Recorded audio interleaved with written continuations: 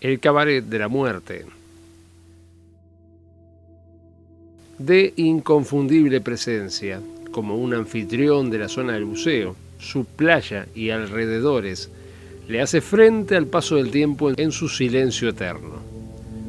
A quienes toma desprevenidos lo ven como un extraño castillito ubicado junto a la Rambla. Para otros ya mayores, el lugar evoca un pasado no tan elegante, producto de diversos accidentes que vio pasar a su lado, y aún así, su historia pasada es mucho más inquietante.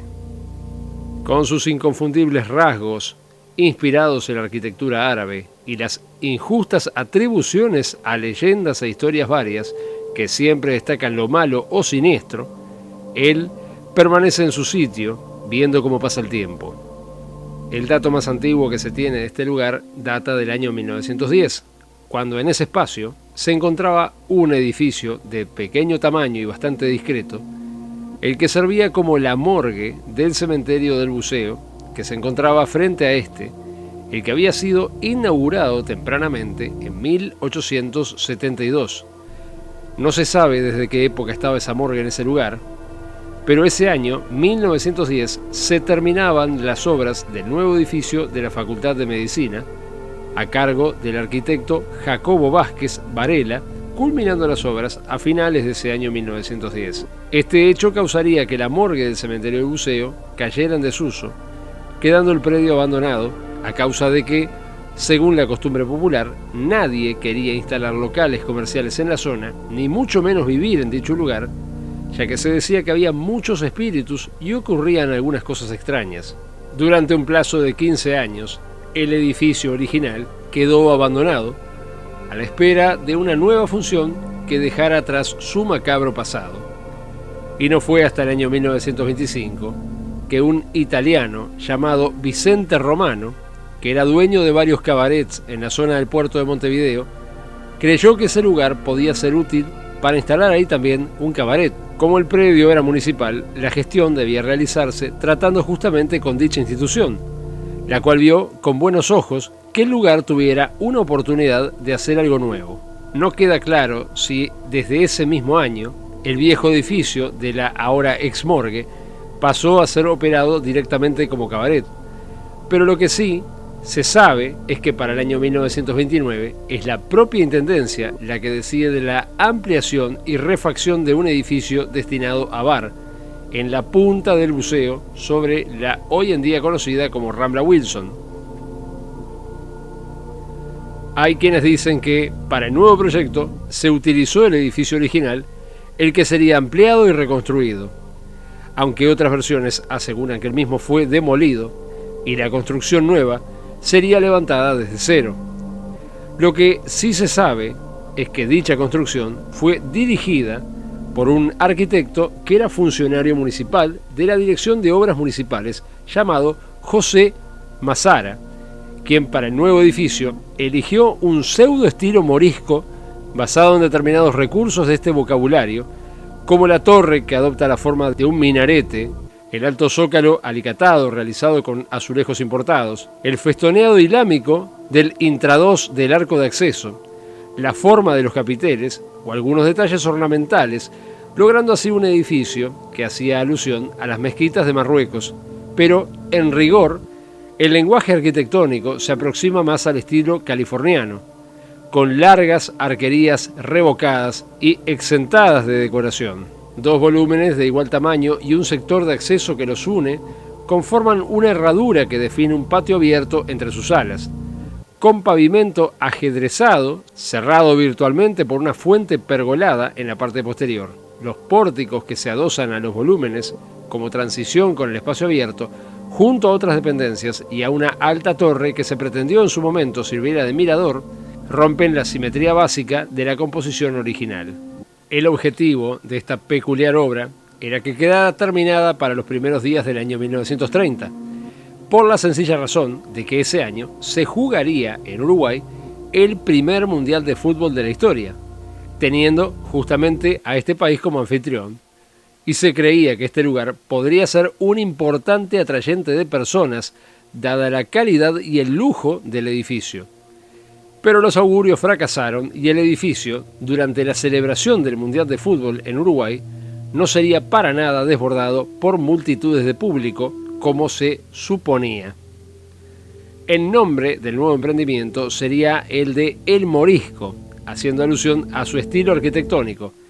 y su dueño, o bueno, mejor dicho, la persona encargada de operarla, era el propietario del Cabaret Royal, donde llegó a cantar incluso Carlos Gardel. Pero, a pesar del fino y destacado nombre oficial, este rimbombante edificio pasó a ser tristemente llamado por la costumbre popular con el sobrenombre de El Cabaret de la Muerte. Aunque la razón para llamarlo de esta forma no termina de quedar del todo clara. Según algunas versiones, se le llamaba así por ser el predio utilizado en sus orígenes como la morgue del cementerio del Buceo, como ya se dijo. Pero otras versiones aseguran que el macabro sobrenombre se debe a que el trazado de la actual Rambla República de Chile presentaba una gran curva muy cerrada, la que debía ser tomada circunvalando el edificio cuando se circulaba en dirección de este a oeste. Mientras que en el sentido contrario no era necesario tomar dicha curva, porque la mano en sentido contrario de la Rambla, en ese caso, pasaba por el lado contrario del edificio. Esto fue así hasta el cambio de mano en la construcción en Uruguay, la que tuvo fecha de realización en el año 1946. Y de ahí en adelante, la curva se tomaba entonces cuando se circulaba de oeste a este. Como la curva era demasiado cerrada, era común que ocurrieran accidentes de automóviles que, por su alta velocidad de circulación, al no poder tomar dicha curva como correspondía, terminaban en muchos casos en las arenas de la playa del Buceo, e incluso con algún que otro fallecido. Fuera cual fuera la razón, el lugar que se intentaba caracterizar por ser un sitio distinguido, con un ambiente aristocrático pensado exclusivamente para la alta sociedad de la época, si bien se convirtió en uno de los favoritos para los clientes de altos recursos, el mote popular de llamarlo comúnmente Cabaret de la Muerte también le terminaría jugando en contra, y según se comentaba, el lugar estaba maldito, por haber sido edificado en la zona donde antes estaba el edificio de la morgue. Según esta versión, fue por eso por lo que el cabaret comenzó a ser cada vez menos visitado, a pesar de todo lo que ofrecía. También se dice que durante sus épocas como cabaret ocurrió un asesinato que terminó ahuyentando a los pocos clientes que quedaban, aunque esto último no hemos podido probarlo realmente, y tomando en cuenta que siempre se le suele atribuir a estas cosas el clásico morbo popular, es muy probable que este último dato no sea cierto. Pero fuera por la razón que fuera, operó bastante poco tiempo como cabaret, para lo que realmente fue construido, si vamos al caso. Y para el año 1934, sin saberse si estaba o no abandonado, cambió por primera vez de función desde que había sido construido. Como el bien pertenecía a la Intendencia, al no servir más como cabaret, ésta decide entregárselo a la Dirección de la Armada como estación oceanográfica. Esta nueva función la cumplió a lo largo de 8 años, quedando nuevamente abandonado en el año 1940, y como no podía ser de otra manera, la costumbre popular alegaba que la razón para que la Armada lo decidiera dejar atrás habría sido que los trabajadores comenzaron a negarse a entrar al local luego de que una de las empleadas apareciera muerta en el baño. Aclarar está de más de que, tal cual dijimos en el caso anterior, no tenemos ningún tipo de dato que muestre que esto fue cierto, y muy probablemente la razón por la que la Armada se marchó haya tenido que ver realmente con un problema de espacio que les impedía realizar sus tareas de forma adecuada. 2 años luego de irse la Armada, el edificio es intervenido y se le restaura en varios sitios. Por ejemplo, el minarete y su remate en punta amoriscado en pequeñas teselas de vidrio con laminado de oro. Esto fue reconstruido en el año 1942, siguiendo el proyecto original, dado que el oro brillante era ya una nota característica de la punta del buceo que se había hecho familiar a los paseantes de tierra, y para que los que venían también desde el mar y se acercaban a Montevideo desde muy lejos, se les anunciaba su ubicación en el panorama de la costa por medio de este edificio. Como informaba Buenaventura a Diego, arquitecto en jefe de la dirección de la comuna en ese entonces. Aún así se desconoce qué actividad tuvo desde 1942 a 1955. Posiblemente estuviera abandonado o lo usaría el municipio para depósito de algún elemento. Vuelve a aparecer en las memorias en el año 1955. Ese año fue remodelado nuevamente, ya que a principios de 1956 se le intentó dar una nueva actividad, en este caso pasando a principios de ese año a ser utilizado como museo zoológico, llevando el nombre de Museo Zoológico Dámaso Antonio Larrañaga por la propia iniciativa municipal, entendiéndose que literalmente no se sabía qué hacer con el edificio. La disposición de los exhibidores del museo sobre las paredes perimetrales han cegado a determinadas puertas, ventanas, etc., que permitían una fluida comunicación con el patio islámico, así como el disfrute de las vistas hacia el Río de la Plata, convirtiendo los espacios en ámbitos muy cerrados y oscuros, en los que resalta la luminosidad difusa de cada vitrina a donde están alojados los animales. A pesar de que los años fueron pasando, el desdichado edificio ni siquiera en la actualidad logró sacarse el mote macabro con el que injustamente se lo suele asociar, a pesar de que no existe ninguna prueba concreta de nada de esto. Pero según dicen las malas lenguas, antes de su inauguración como museo en 1956, varios sacerdotes de la Orden de los Jesuitas hicieron una limpieza espiritual del local para deshacerse de los supuestos espíritus malignos que lo habitaban. Desde entonces no habrían ocurrido más hechos de violencia o asesinatos en dicho lugar, aunque algunos trabajadores aseguran que por las noches se escuchan ruidos extraños. En la actualidad, lo único peligroso en donde el edificio se encontraba, lo cual sí pudo ser probado y con varios ejemplos, fue que la acertadamente llamada Curva de la Muerte logró por su naturaleza cobrarse sí varias vidas y unas cuantas tragedias más, mandando autos a las arenas de la playa del museo y varios problemas más, aunque no se tiene una cifra exacta de cuántos accidentes fueron ocasionados en este hecho. Como dato anecdótico, se puede comentar que esta no fue la única Curva de la Muerte que hubo en el Uruguay. Existía otra en la Ruta 8 Vieja, antes de Minas, la cual tomó también alguna que otra vida, y se la denominaba de igual forma, la Curva de la Muerte. Fue tal el desastre en ambos casos, que con el pasar de los años se logró eliminar a ambos escollos, y en el caso particular de la curva que circunvalaba el viejo ex cabaret,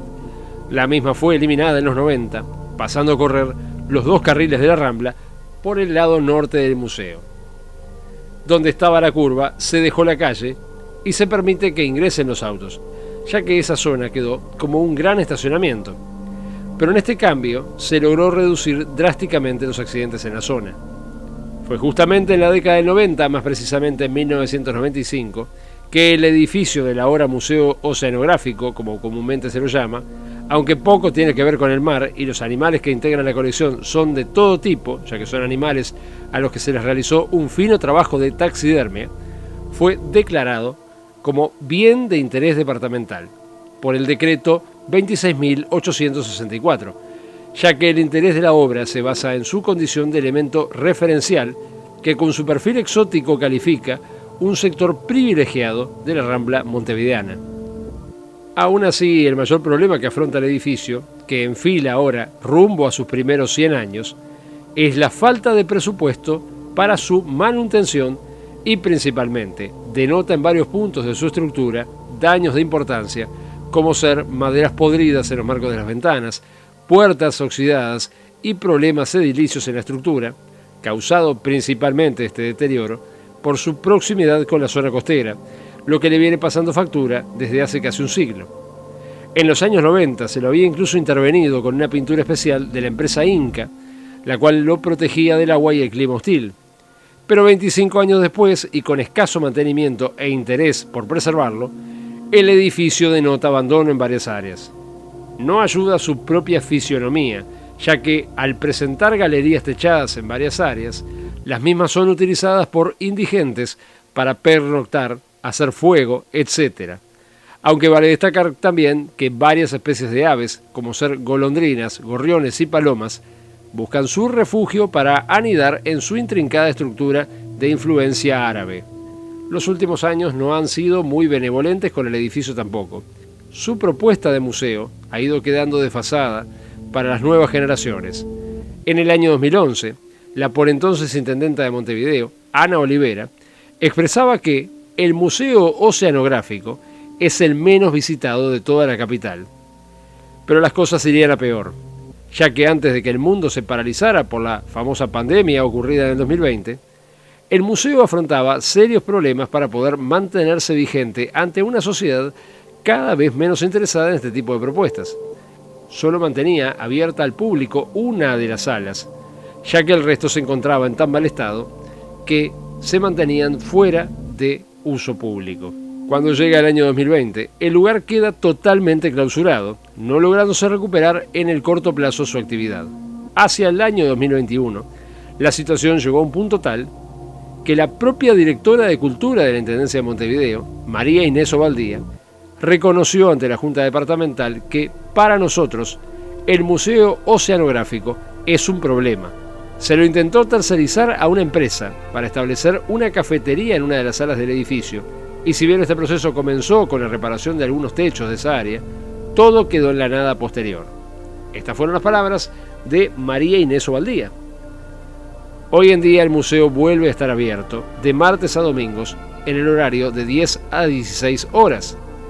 Pero el problema de fondo sigue estando, y es la falta de empatía de las autoridades, gobierno y público en general por este magnífico e icónico edificio, el que, lejos de estar maldito, como obsesivamente se busca en muchos casos dotar a ciertos elementos o lugares,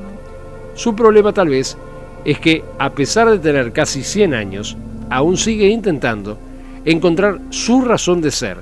su lugar en la sociedad uruguaya.